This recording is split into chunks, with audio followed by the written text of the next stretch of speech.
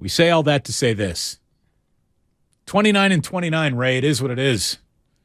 God, that's about as uninspiring a record as an NBA team can have through 58 games. It is what it is. 29-29. Look, they're a pretty good team at home.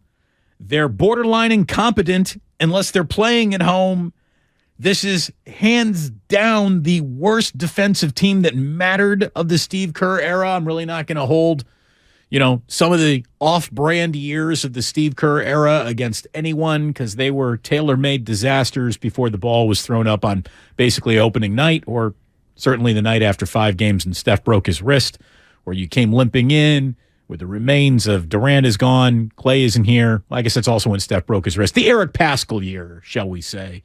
The Lost in the Woods year that got you the right to draft James Wiseman, who, Ray, is going to change the franchise one day.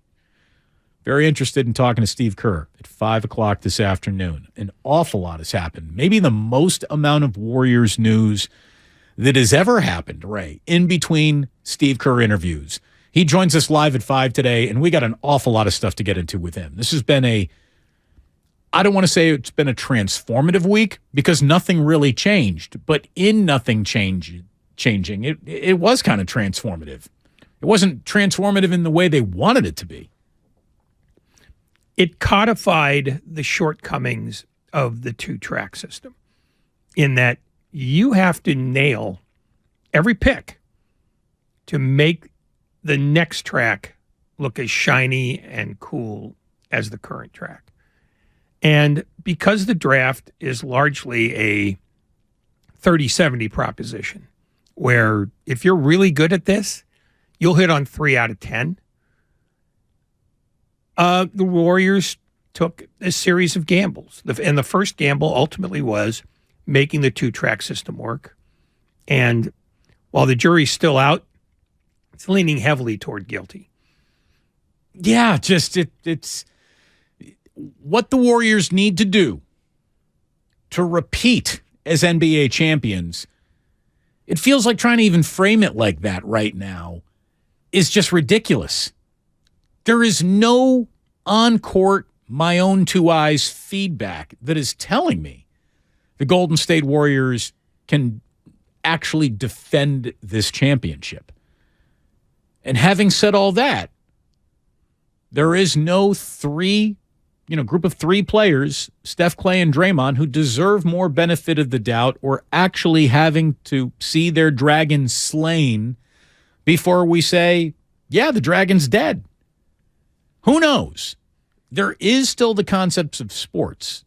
But one of the things that we need to talk about with Steve Kerr today, and I know that he is certainly a student of the game of basketball, is there are some certain things that are just, indisputable. Like there are certain physics to the way that leagues work and champions are determined. And to try to approach a championship from the physics of, well, what we want to do, what we're going to bring to the table this year is we're going to have the single worst regular season record that ever won an NBA championship. That's what the Warriors are actually shooting at right now.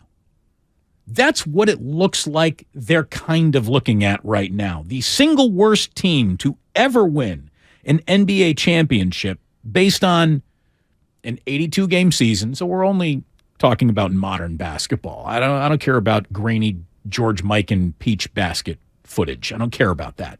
I'm talking about modern NBA 82-game season.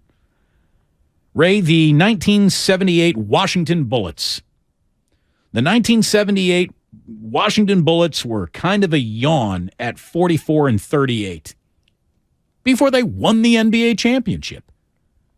It's the worst team based on regular season record to ever win an NBA championship.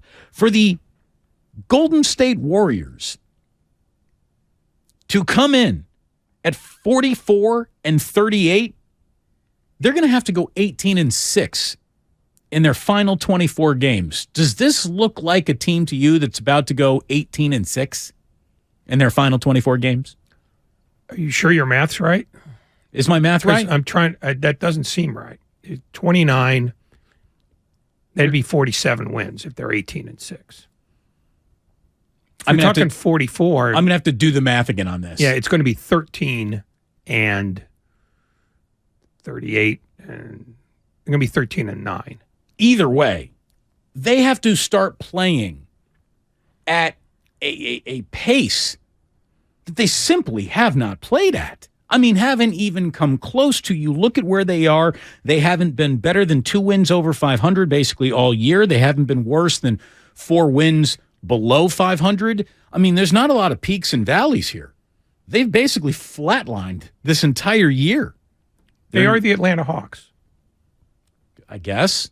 No, I mean, one, they're 29 and 29. Their season has gone roughly the same way, and they've been hovering around the play-in line the whole year, as have the Warriors. The Warriors, in fact, have spent more time over the play-in line than the Hawks have, but there's still no traction, and there's still no indication that there's traction to be had, except for one thing. Unlike the Hawks, who play in a more representative conference, there are a bunch of teams like the Warriors in the West. Well, that's the thing. They're the most 500-ish of a whole bunch of teams that are kind of 500-ish. But they're the most 500-ish as you can actually pretty much get as an NBA team. I saw Anthony Slater go through the actual numbers here, and it's ridiculous how right down the middle of average they are. They're 29 and 29. They've scored 6,878 points. They've allowed 6,873 points. Their offensive rating is 14th. Their defensive rating is 15th. And right now their seed is a 9. And they're lucky to have that. They certainly are.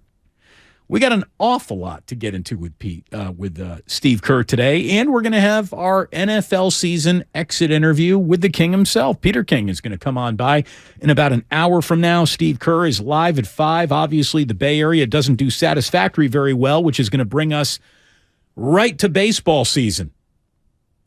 Because I either need the Giants to be an unexpected delight ray or an unmitigated disaster. I don't need another 81 and 81, and neither do you, neither does anyone in the world of sports talk radio. So we're going to get into that today. We got an awful lot to get into today. We mentioned it on yesterday's show, but today is the day that everyone realizes, indeed, the Derek Carr era with the Raiders is officially over, and how they botched that really as, it's sort of worth documenting, as is how good Kawhi Leonard is really as a basketball player, man. I mean, his whole career has either been hidden in plain sight in out-of-market cities or in plain clothes because he wasn't playing that night. When you do see him, which is rare, God, he's good. We got an